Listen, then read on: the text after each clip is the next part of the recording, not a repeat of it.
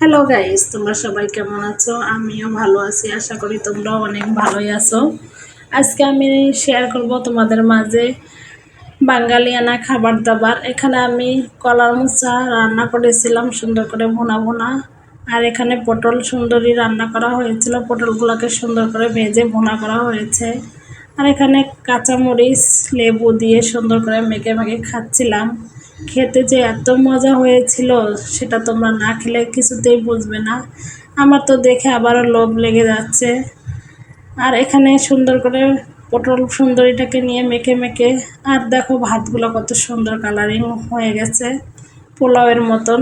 পটল সুন্দরীটা দিয়ে খাওয়া হয়ে গেলে আমি এখানে নিয়ে নিব ঢেঁড়স দিয়ে আলু, কাঁঠালের বিচি, চিংড়ি শুটকি দিয়ে রান্না করা হয়েছিল। এটাও কিন্তু খেতে অসাধারণ ছিল। আর এখানে লেবুটা আমি কামড় দিয়ে খেয়ে ফেললাম।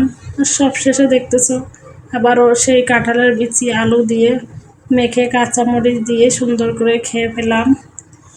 আর তোমরা বলবা যে আমার আজকের খাবার আয়োজনটা কেমন ছিল, সত্যি কি বাঙালিয়ানা খাবার ছিল কি না।